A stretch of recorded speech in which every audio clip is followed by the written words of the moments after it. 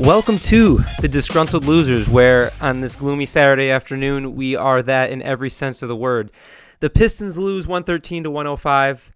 First place I want to start is not only was the game crappy, we got the B crew today for the 1 o'clock game on Saturday on NBC, or I guess it was Peacock. Michael Grady, I guess I don't know who he is. Somebody's going to have to help me out with that one. And then we got Austin Rivers and Robbie Hummel, who I actually usually am a supporter of Austin Rivers and Robbie Hummel separately. But today, I don't know if it just really worked. And I might be biased just because it was a crappy game and the Pistons lost and we didn't play well. So maybe it really is just that. But they didn't make me feel any better about it. I mentioned last week that I thought that this series really just came down to Paolo versus Cade and really who played better. And I do think I missed the mark on that a little bit. I probably wasn't giving Franz enough credit in the fact that he has been playing defense on Cade pretty much this entire series. Cade's been Franz's primary assignment. And I think that's probably hindering his offense tremendously. I mean, that is a heck of an assignment to take on the defensive end and then be expected to produce on the offensive end. And so just watching the game today, Franz was the obvious reason that the Magic, well, I shouldn't say that. Everybody on the Magic played well. Their entire starting lineup played well. But I was, I guess, just more impressed by Franz today than anybody else. And I don't even know if the box score is necessarily going to show that as far as his shooting numbers or his assist numbers, or he didn't have many turnovers, so I think it'll probably be good there. Just the general impact he had and the defense he played on Cade really changed this game today. And so, like I said, the Magic won 113 to 105 against the Pistons. Same starting lineups each way. Pretty much same matchups right off the bat. You got Cade on Franz. You got Ausar Thompson on Bane, and that one goes both ways. You got Tobias Harris on Paolo, and that one pretty much goes both ways as well. Duncan Robinson on Suggs. We're going to get in a lot about Duncan Robinson here in a second. And then we got Duren on Carter in the Mr. Steal Your Girl Bowl, Hoy, which is not going well. I don't think we need to get into that. I'll probably wait for Hoy to get back into that one. If you don't want to know what I'm talking about, you got to listen to last week's. Getting into the game notes, very first possession of the game, Ausar Thompson brings the ball up the court, and he gives it to Cade, and the offense starts. And I'm thinking, this is great. You know, a lot of stars around the league do this where it is a little bit taxing to bring the ball up the court. And if you have another ball handler good enough, and Ausar Thompson is good enough to bring the ball up the court consistently, and then you give it to Cade, and you kind of start the offense, and that takes a little off Cade's body. You're just taking one task away from him. I got really excited when I saw that. I don't think it happened the rest of the game, and so that was very disappointing. There are plenty of things that I'm going to go through in these game notes that I do think JB has been tuning in to a few of the things I've been saying, because he does make a few of the adjustments that I've been suggesting. So let's keep an eye on that. Very first note of the game, besides the Ausar Thompson note, Harris passes on an easy 8-footer and tries to get Jalen Duren involved early. And so I think you'll hear this note a lot where the Magic, and this is consistent across the NBA, everybody wants you to shoot the mid-range shot. The analytics say the best shot is either a layup at the hoop or it's a three-pointer. And the Magic really leaned into the all or nothing with that in mind, in that they were basically 2 feet off of us on all these 8 to 12 footers. Like, they were begging us to shoot these mid-range shots. And the funny part is the Pistons weren't shooting these mid-range shots, but they didn't know what to do with the space, and they didn't take any advantage of the soft defense that Orlando was giving. And they were trying to take the hoop away, and it was kind of working. Well, it was more than kind of working. Cade did not get to the hoop with the same ease that he got to in the first couple games. And that's really the biggest change that we're going to need to figure out going into Game 4 is how do we take advantage of the soft space that Orlando gives us in that 8 to 12 foot mid-range game. Now, you see guys like the real superstars are good at hitting that shot, and that's why they always say when things slow down in the playoffs, you got to be able to make that shot. And I think Pistons fans are learning firsthand that, oh crap, basically what everybody in the media has been saying is coming true, where everything in the playoffs does slow down and you can't get by on just hard work and hustle. And we got to figure out how to score in that 8 to 14, 8 to 12 foot range. And basically it's just Tobias and Cade that can do it. Ausar Thompson hits one back down turnaround. We're going to get to that in the game notes here in a second. But I just needed to stop and pause and just kind of really take a look at that is when you hear people say the Pistons aren't built for the playoffs or the Pistons are going to struggle in the playoffs, or you just look at Vegas and we had, going into the playoffs, had the fourth longest odds to win, even though we were the number one seed. It's this is it. And this is why. It's because we are going to struggle to score in the half court when teams can lay off of us in that 8 to 12 foot range. So back to the game notes. 7:20 to go in the first quarter. Early 10-0 run for Orlando. That puts them up 16-8. Now, Harris, again, at the 6:30 mark, gets the ball, passes on the early floater. This time, so he's in that mid-range, area. He gets the alley-oop off to Duren, who's sitting in the dunker spot, which is the ideal way for the Pistons to break that soft defense. Is if they're going to lay off, you get closer to the hoop. The minute that they take a step towards you, you throw the alley-oop, and the guy on the backside is wide open for the dunk. 6:30, Harris does that. 5:45 in the first quarter. Duren again on the alley-oop. 5:30 in the first quarter. Thompson catches the alley-oop. So, that is the easy way to break that soft defense. Now, Orlando has to just make a few adjustments, and then they're going to kind of key on that as the one adjustment the Pistons are going to make. And you're going to see, basically all of that's going to go away here. That success basically lasted 3 possessions that we had with that dunker spot alley-oop to break that defense. Under 4 minutes to go, same substitution pattern as game 2, where we get 4 people coming in off the bench. So you got Cade, you got Herter, you got Green, LeVert, and Stewart. Now, I made the joke, I don't know if it was game 1 or game 2, where we had 5 bench guys in, and I basically said, I don't think you'll see this at another NBA team do this in the playoffs, have 5 bench guys in the playoffs. That was pretty wild to me. And that was one of the things where JB, I think he listened. You will not see that happen at all this game. You will always have at least 1 or 2 starters in the game, and in this, if there's only one, the one's going to be Cade. Under 4 minutes to go in the first quarter. It's Cade plus the bench. 3:08 to go in the first quarter. Stewart throws Batadze on a free throw rebound. The officials call a double foul, and if I was Orlando, I would I would have been a little upset about that one. 3 minutes to go in the first quarter. Stewart is again all over Batadze. This time they call a double technical, not just a double foul. I said in game 2, we already dominated Batadze. Batadze was not going to be an issue, and so for some reason that was getting Stewart all distracted, was this Batadze matchup. 30 seconds to go in the first quarter. Cade gets caught in the corner. He throws up a terrible 3. He tried to do too much. The reason I wrote that note down was I mentioned in the last game, Cade was struggling to figure out what to do offensively with the bench. When the bench comes in, should Cade try to get those guys involved? And so, as the game progresses, he's got guys that have gotten a few shots under their belt and they're feeling good about themselves. Or when the bench comes in, this is the playoffs, sucks to suck. Cade's basically got to take every shot. And so game 2, Cade took the approach where he tried to get everybody involved. This game, right off the bat, you could tell that he probably got in his head a little bit, and he started going to the hoop, taking bad shots at the hoop. He took a lot of bad threes tonight, and again, this one in 30 seconds to go in the first quarter was a bad 3. Start of the second quarter, Jenkins comes in for Cade, but you have Duren and Harris come back in as well. You have Jenkins, Herter, Green, Harris, and Duren to start the second quarter. Jenkins makes a great left-handed layup right off the bat. 10:04 to go in the second quarter. Jenkins shoots a 3, makes it with confidence. I'm thinking, heck yeah, here we go. Dennis, this is what we needed from you. Next note I have is Javonte Green misses a wide open 3, but he has been our best guy off the bench in this series. And Foy kind of alluded to that in our last episode, and I maybe had been a little blind to it until I watched back game 2 and I really watched game 3. When he comes in the game, he is guarding Paolo. He goes straight to Paolo. He's given whoever was on Paolo previously a break, and I think you're going to see Javonte Green played a little over 20 minutes tonight. I would assume most of those minutes, Paolo, he was playing primary defense on Paolo. Paolo's stats were fine tonight, but it feels like he really bothers Paolo when he guards him.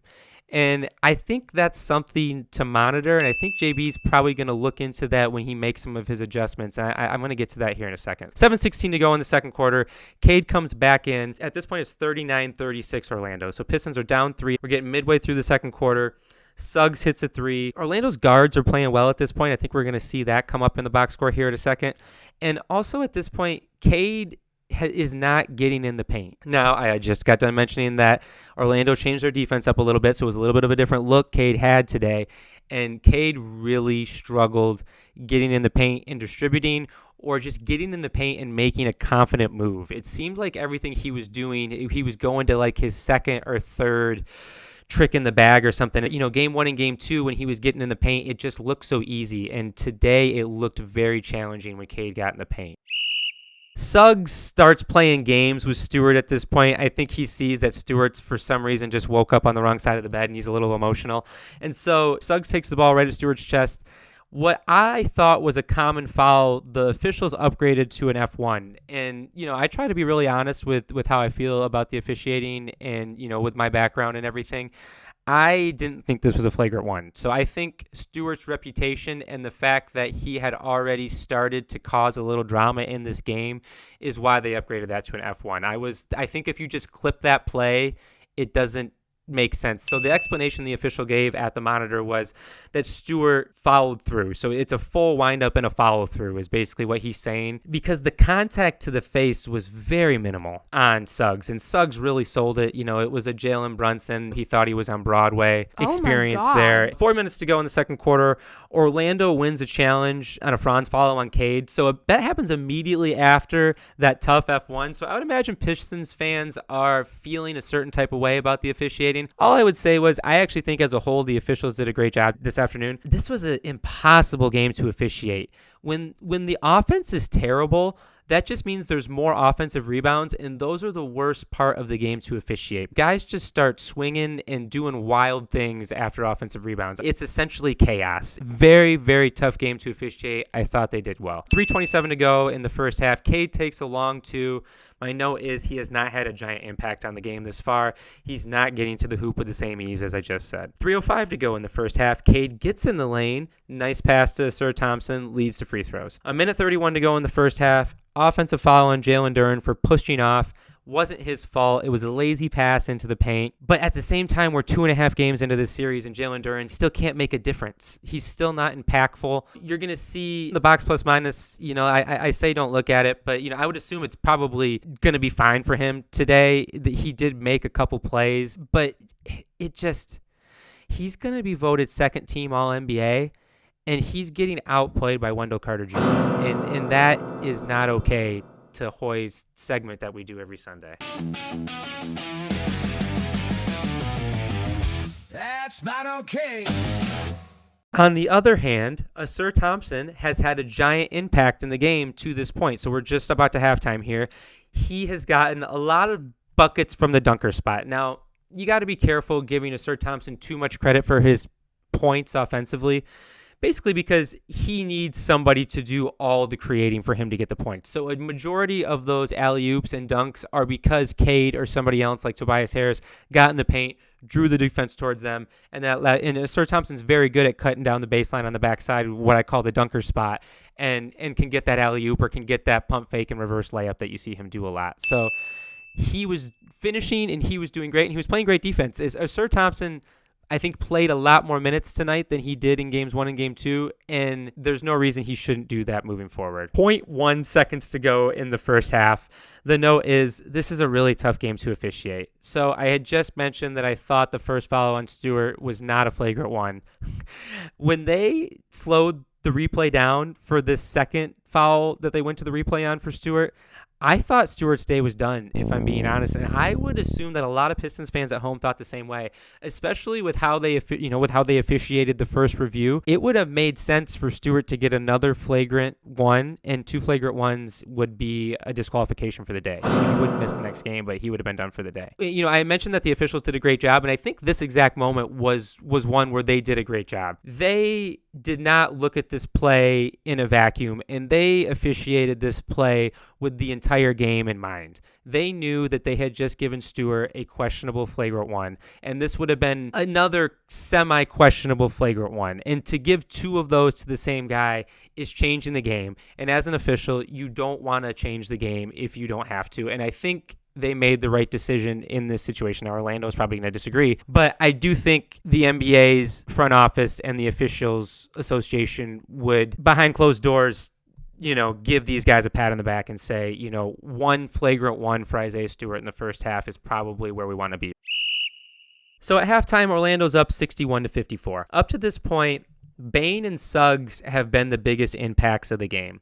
And so if that's going to be the case, the Pistons are in trouble. So if it's not Franz and if it's not Paolo, and if the game's being won by Suggs and Bane, and they're outplaying Cade and Thompson, we are in big trouble. Now, I'm somebody that's not going to like jump off a ledge. Like you're not going to hear fire JB today. Like you're not going to hear bench Jalen Duren today. But I do like to point out where there are legitimate causes for concern, and Suggs and Bane outplaying our backcourt is a major cause for concern. So the beginning of the third quarter is typically a turning point in NBA games. So first half, Cade's got 8 points. He's 3 for 10 from the field.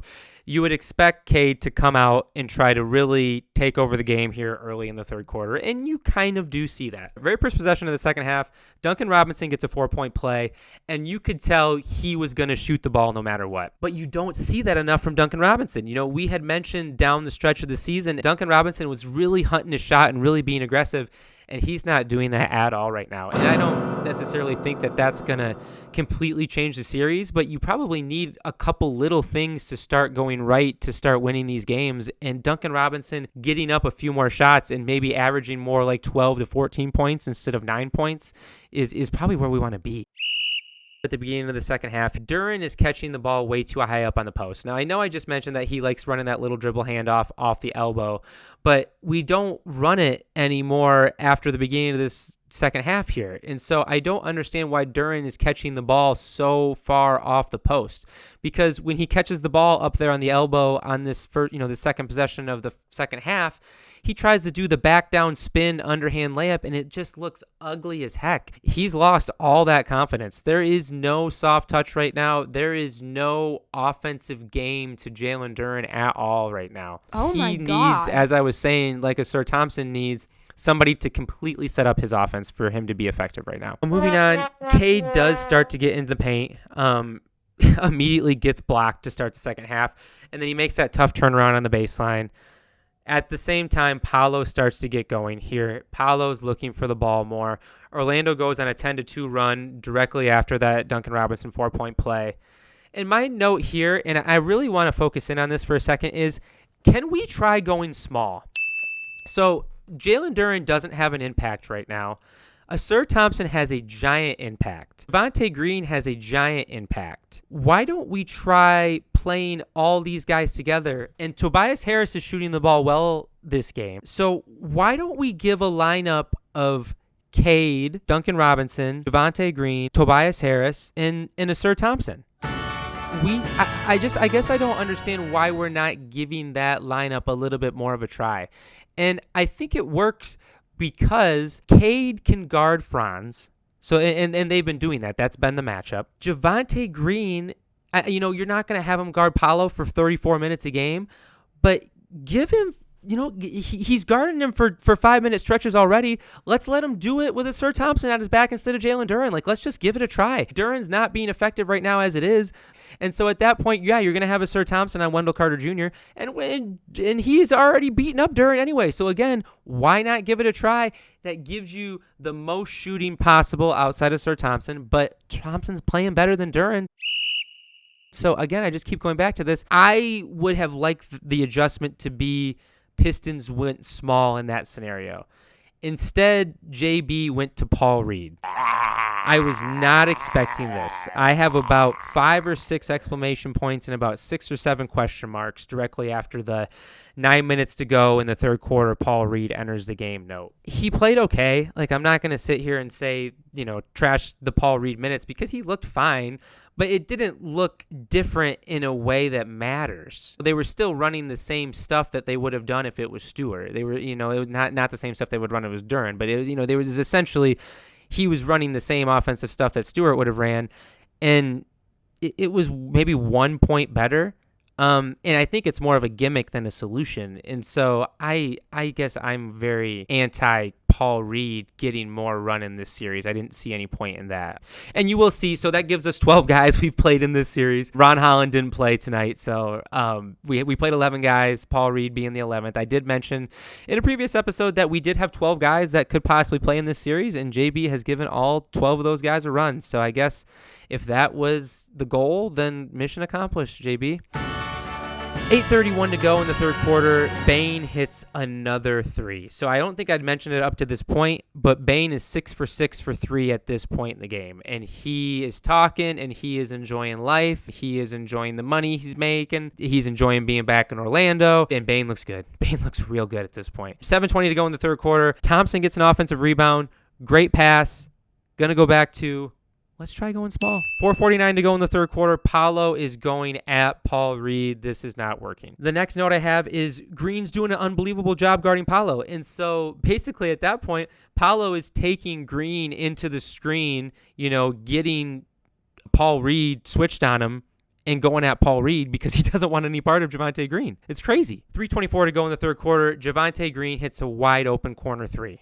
78-72 Orlando at this point. Starting to feel like, the game's been ugly, but the Pistons are still in it, and we still have a chance. 2:46 to go in the third quarter. Cade has another turnover. I think when we get to the box score, we're going to see that this was a problem. 87-79 Orlando at the end of the third quarter. But like I had just said in the previous note, Pistons are only down 8. And I think most Pistons fans at this point are sitting on their couch saying, we have played like garbage up to this point, and we're only down 8. Give me Cade down the stretch. Like I do think if you forced a Pistons fan to bet $5 at the end of the third quarter, they would have still bet on us. Like we just looking at how bad everything went, it can't get worse, right? I think is the thought. And then the other note I have at the end of the third quarter is this is just flat out another rough game to watch. I keep going back to there's a lot of people that just tune in for the playoffs. It's a little bit like hockey where, the play is supposed to look a lot better in the playoffs than it does in the regular season. And this is looking more like a rock fight than it is a high-level basketball game. And I know that's kind of been the Pistons' MO a little bit this year, but at the same time, you would like the offense to look a lot better at this point.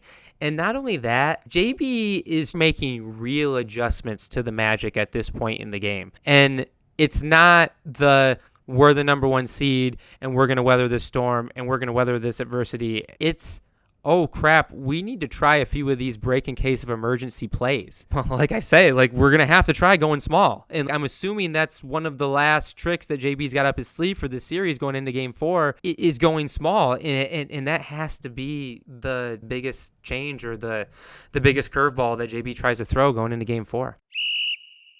So let's finish with the fourth quarter here. 11:35 to go in the fourth quarter. Bane hits again. Cade started the fourth quarter on the bench. Magic start on a 7-0 run. 6 minutes to go. Pistons starters come back in the game down 11 points. I'll still say all did not feel lost yet. Great challenge by JB to keep the momentum going with the Pistons a little bit. There was a hook and hold that Carter gave to Duren that they originally called on Duren. I've mentioned JB doesn't hit the challenge too often, but he's actually been pretty good with them here this series, so I won't say too much more about that. 5 minutes to go in the game. 99-95 Orlando is winning. Directly after Tobias Harris makes an 8-foot jumper in that no man's land area that the Pistons have struggled. So we're down 4, 5 minutes to go. Pistons fans probably are feeling okay at this point. Even though we're losing, we have all of the momentum. 4:40 to go in the fourth quarter. The note is Jalen Duren needs to be better on defense. We have all the momentum. He picks up a crappy foul on Paolo that it was just completely unnecessary. His feet are moving slow. Paolo's driving to the hoop, but he's going away from the hoop. He has a horrible angle, and Duren just did not need to throw his hips out like that. It was lazy, and it was a bad foul. 4:26 to go in the fourth quarter. Cade with the and one. The note I have is he's taking over. I think I was dreaming. 101-98, 4:26 to go in the game. Orlando is winning. Pistons down 3. 4 minutes to go in the game. Javonte Green played 23 seconds of unbelievable defense on Paolo. He leaves his feet. Paolo draws the foul. I cannot say those two words back to back. Paolo draws the foul. It was unlucky. It was a turning point. If Green could have finished out that possession, if we get that stop, if we get the ball going back the other way down 3, man, it would have been. I do think that was a big play. And it was a good call, but it was 23 seconds of great defense, and it was 1 second of a lapse. 3:40 to go in the fourth quarter. Tobias hits a giant 3. The sucky part for tonight is we got the Tobias game. Like, this was the Tobias game. This is the stat line that you get in a Pistons win, and you look at, okay, that was the one game you got from Tobias that he changed for the better for the Pistons, and you lost the Tobias game. You're gonna hear the national media, and not only that, I think you're gonna see Vegas. I think you're gonna see the odds start to really favor Orlando just because of the way that they're winning these games. 3:22 to go in the fourth quarter. I got to give Duren credit. He was good at the rim on this play. So under 4 minutes to go, he's tired. He's giving it all he's got. He was bad 2 possessions before. He's good this possession. So I got to give him his flowers here. 3:14 to go in the fourth quarter. Cade hits a 3 to tie the game for the first time since the beginning of the game. He comes off the court. Orlando calls a timeout. He chest bumps JB. JB about falls backwards into the bench. Pistons have all the momentum at this point in the game. Orlando had been winning. They were hanging on the entire fourth quarter. Pistons tie the game. Orlando's not feeling good at this point in the game. 3 minutes to go in the game. Tobias gets a great steal, gets the ball to Cade. Cade goes directly to the hoop, draws the foul. This is how we win. Pistons go up 105-104 because Cade misses a free throw. Now, it's the only free throw he misses in the game, but it's under 4 minutes to go in the game, and everybody's going to remember it, especially because this has been a problem. And so, yeah, when you go to the box score, you're going to see 8 from 9 from the free throw line, but it was one big miss. At this point in the game, Javonte Green is in for Duncan Robinson, and he's guarding Paolo down the stretch of this game. And so a little bit of it is offense-defense. So, Duncan Robinson would have been in the game if we would have been down 1 or 2 at this point. But since we were up 1 at this point, Javonte Green's in. And so I just think that's something to monitor, is we wouldn't have predicted that to start the series. And that is absolutely where we are at right now, is with Javonte Green playing real minutes down the stretch for us. Pistons were up 105-104, like I just said. Franz goes on a personal 5-0 run, hits 2 giant shots right in Cade's face. And so, like I said, I don't know if the box score is necessarily going to say that Franz had a great shooting night percentage-wise from the field, but he hit timely shots. Very, very timely shots. So with 1:35 to go in the game, 109-105 Orlando. 1:30 to go in the game, Cade takes a bad shot. So we're down 4. We still got 90 seconds to go. Me and I think every Pistons fan in the world would have loved to see Cade just put his head down and try to get to the hoop. This is the point in the game traditionally where officials are going to call on soft contact, and especially on Cade, and especially when Orlando had shot a couple more free throws. Like the free throw discrepancy was nothing, but I felt like he needed to get to the hoop, and he took a contested 3 at the top of the arc early in the shot clock, down 4 with 90 seconds to go. Wasn't close, came up very short, and Carter gets the rebound because Carter got every rebound. 107 to go in the fourth quarter, we get the stop. And Wendell Carter gets the offensive rebound over Cade and Duren. Oh, my God. Draws the foul. Oh, my 110-105 Orlando. Oh, my God. A minute to go in the game. All that momentum that I had God. just said the Pistons had is completely gone. Oh, my and God. pretty much with a minute to go, the game is over. Oh, my God. We still have one more possession. Oh, my God. And at this point, I do have to mention, because I've mentioned it all podcasts, we do go small in this scenario. So we are down 5 points with the ball. We're going offense, defense, like I just said. And JB does give us the all offense lineup of Cade, Duncan Robinson, Javonte Green, Tobias Harris, Asur Thompson. I want to see it 10 minutes game 4. Can I get 12 minutes of it game 4? That might be too much. Maybe 10, 8 minutes. 2 stretches. I need to see it. I need to see it a little bit more. 40 seconds to go in the game. If anybody went on ESPN, Bleacher Report, Instagram, TikTok, you saw Paolo reenact the Tyrese Halliburton shot from last year where he completely bricks a step back 3. The ball shoots 20 feet up in the air and it drops right down directly in the middle of the hoop. Game over. And now the funny part is, like, that is what we would call in an Olympic snowboarding event a victory lap, because you're up 5 with the ball with 40 seconds to go. So it's a 2-possession game. The game's over. Like, the Pistons aren't going to foul because we want to try to get a steal, because if you foul, then, the game's over. And so Paolo, and NBA guys love to do this. Curry has making a living on this. We call it the dagger. I think if you look on Instagram or TikTok right now, you're probably going to see everybody saying Paolo hits the dagger. Like, it's not a dagger. Like I just said, there was a dagger with like 3 minutes to go and 6 minutes to go that Franz hit. Like with like a minute and a half to go that Franz hit. Like, this was not a dagger. This was luck, number one, and it was a victory lap shot. Like, there was an inconsequential shot that just happened to go in. And yeah, I don't like Paolo. Final score, 113-105, Orlando. We need to get to the box score. Right off the bat, let's look minutes. Cade Cunningham plays 41 minutes tonight. 27 points, 8 of 23 from the field, 3 of 10 from 3-point, 8 of 9 from the free throw line, 9 assists, 9 turnovers.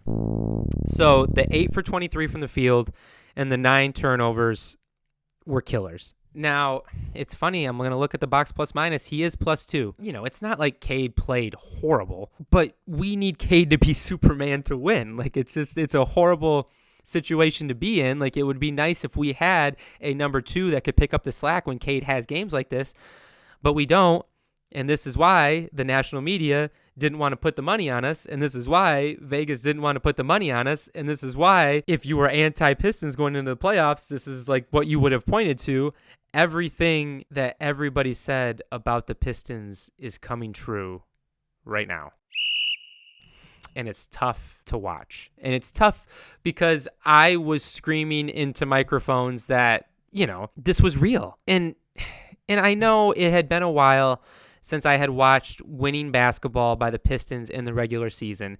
And so it's hard not to get caught up in these 10-game winning streaks and these winning 15 of 20 games and everybody looking good, and Duran's going to get voted second team All-NBA, and Cade's going to get voted either first or second team All-NBA, and Asur Thompson is getting defensive player of the year votes. He's going to be first team all defense if it hasn't come out yet. It's hard not to get caught up in that. Like, I don't want to apologize for getting caught up in that. But at the same time, now that I'm sober and I'm looking at this stuff and I'm not drunk on Pistons win streaks, everything that everybody was saying is coming true. We don't have any other playmaking besides Cade. We don't have enough 3-point shooting to make up for the lack of playmaking.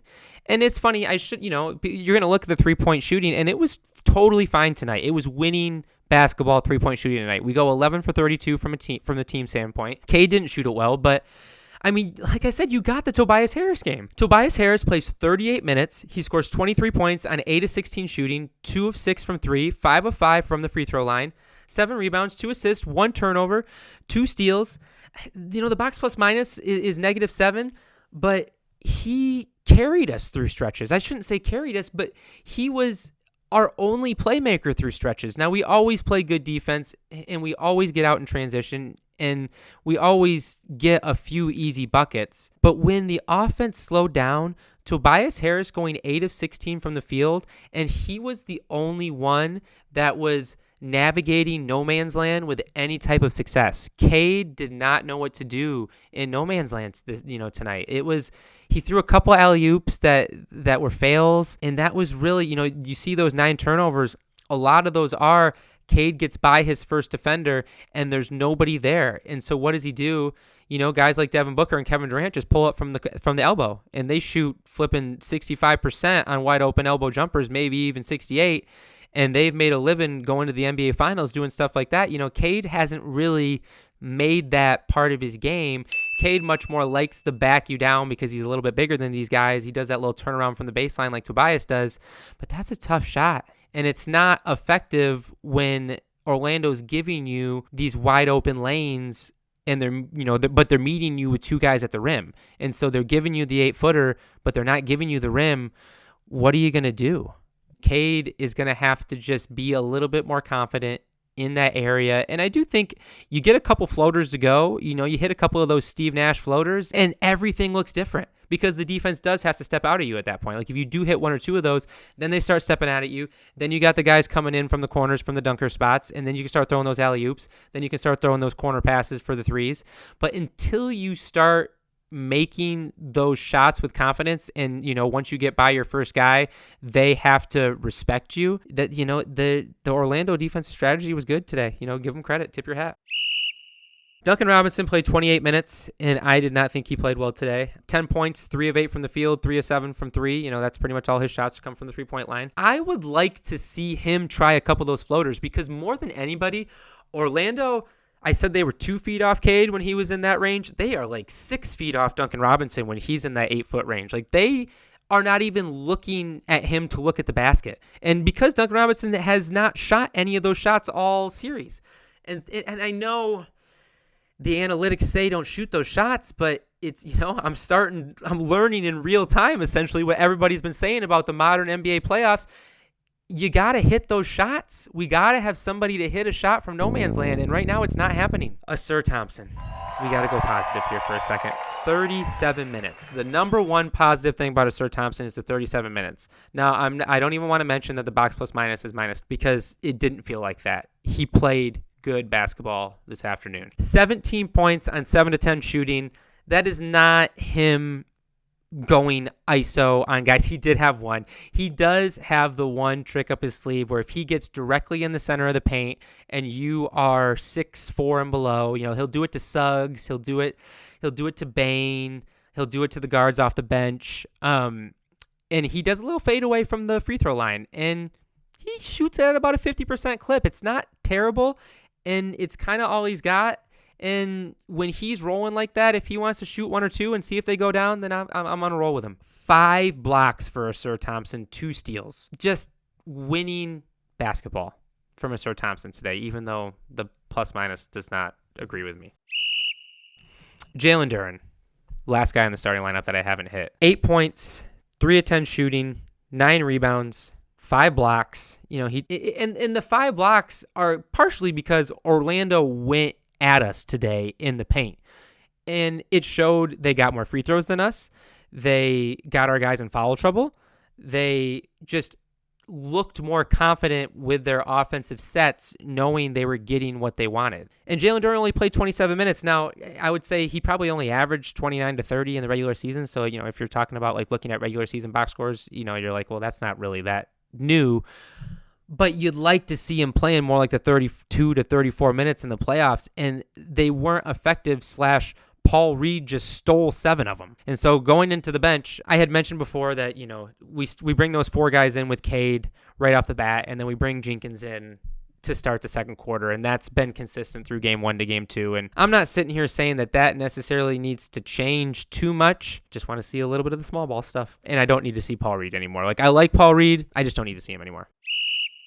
Adjustments. Jalen Duren for the rest of the series needs to be, to quote DeAndre Ayton, he has to be Clint Capella. Like, that is the only thing that is the only thing Jalen Duren needs to be at this point. There is nothing more than playing good defense at the rim, setting picks, and rolling to the rim. There is no more tossing Jalen Duren in the post and doing the dribble handoffs and allowing Jalen Duren to even dribble the ball, to be honest. I don't need Jalen Duren to dribble the ball anymore. Now, that being said, he's going to get voted second team All-NBA. We need to get him involved. And so you need to get him involved by getting him easy baskets. And we do that by getting him pick and roll plays at the rim. Like, we need to figure out ways to get him easier baskets. Now, Sir Thompson got all the easy baskets tonight, and Sir Thompson had a great night tonight. So it's one of those where this can't be one or the other as well. We need them both. We need everybody in the starting lineup. Whew. This is a tough spot to be in. This is a really tough spot to be in. We are losing 2-1 in the series. Now, I mean, if you wanted to be positive, you would say win game 4 in Orlando, come home 2-2, start the series over, wipe the slate clean. We still should have the advantage in enough areas where this should be salvageable. Game 4, Monday, 8 o'clock in Orlando. Pistons fans, I'm going to talk to you after that. Good night, everybody.